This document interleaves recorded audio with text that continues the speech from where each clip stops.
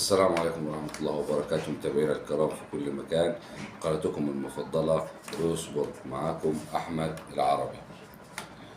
أولا بكرر تهنئتي لنادي بيراميدز. احنا مش هنقدر نقول إنجاز ولا إعجاز. قبل كده النادي الأهلي اتعادل، بس احنا بنبارك له المباراة القوية اللي لعبها، بيحط أول قدم للبطولة إن شاء الله. إن شاء الله البطولة تكون داخل مصر بإذن الله. لبيراميدز طبعا فريق مصري بيلعب باسم مصر، إن شاء الله البطولة تكون مصرية بإذن الله خالصة.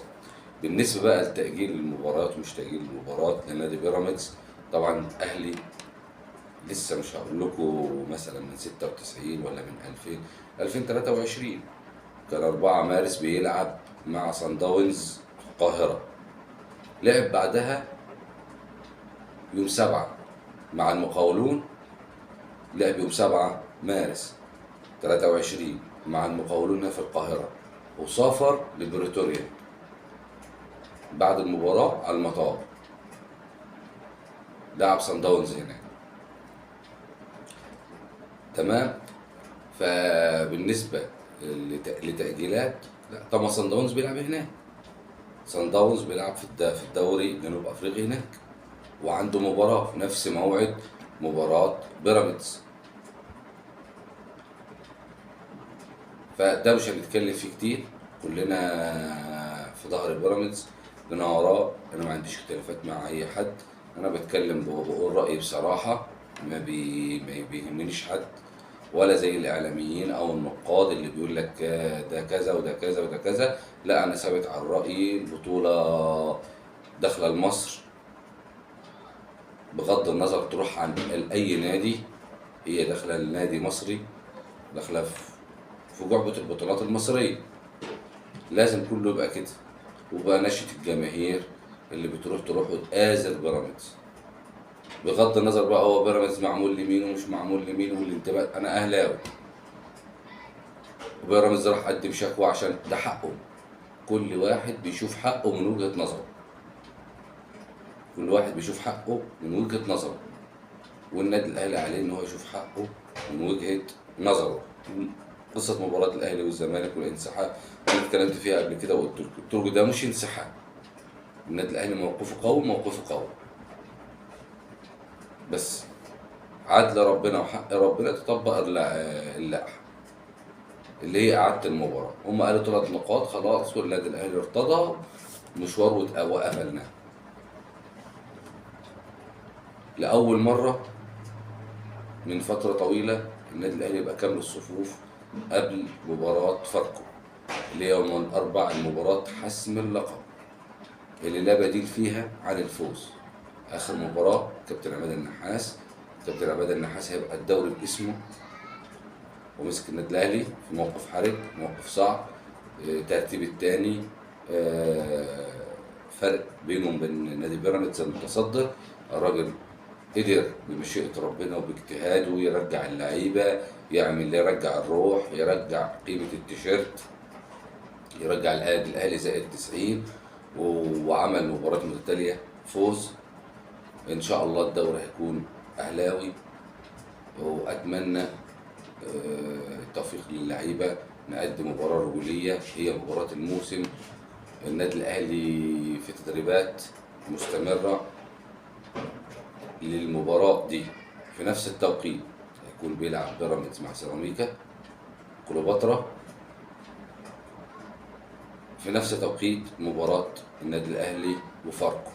في نفس التوقيت هيكون في مباراه بين المصري ونادي البنك الاهلي اللي بيتنافسوا على رابع الدوري عشان يشارك في الكونفدرالية. 8 محترفين في النادي الاهلي، قلت لكم قبل كده: محمد بن رمضان، تريزيجيه، حمدي فتحي، اليو ديانج، لسه في تاني زيزو، لسه في اسماء كتير وصفقات كتير. في مدافع اوروبي، اخباري بتقول ان في مدافع اوروبي النادي الاهلي بيتفاوض معاه بجديه، غير صفقه اسامه فيصل اللي انا كنت اول واحد قلت لكم عليها. دكتور مصطفى فيصل، النادي البنك الاهلي وهداف الدوري السنه دي لحد دلوقتي. النادي زد عرضوا على النادي الاهلي مجانا في كاس العالم.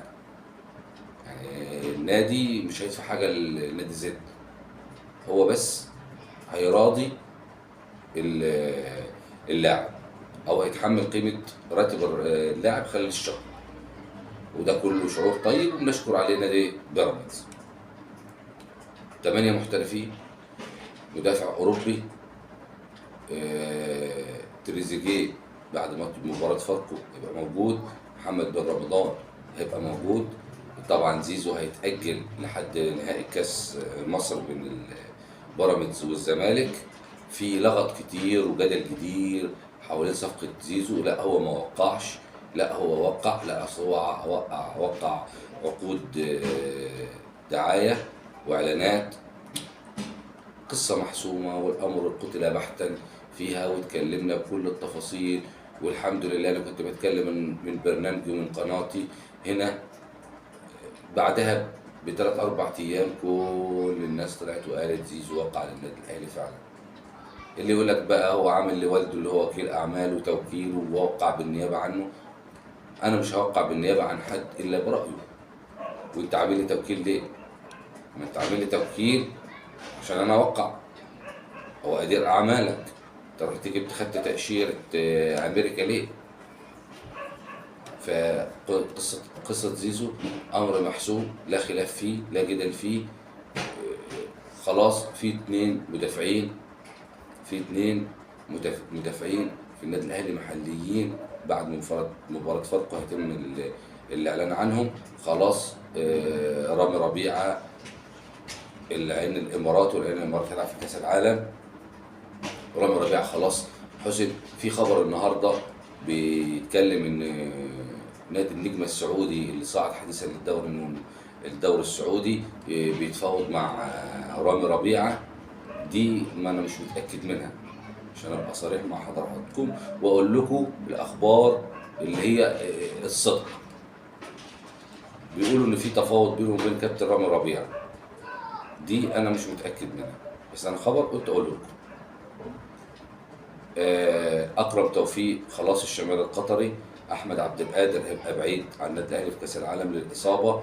محمد عبد المنعم بعيد عن النادي الاهلي عشان الرباط الصليبي، ربنا يشفيه يا رب. كل جماهير النادي الاهلي بتدعي له بالشفاء العاجل ان شاء الله، ويرجع اقوى واقوى من الاول باذن الله. اخبارنا الرياضيه انتهت. بكره في جديد ان شاء الله، والسلام عليكم ورحمه الله وبركاته.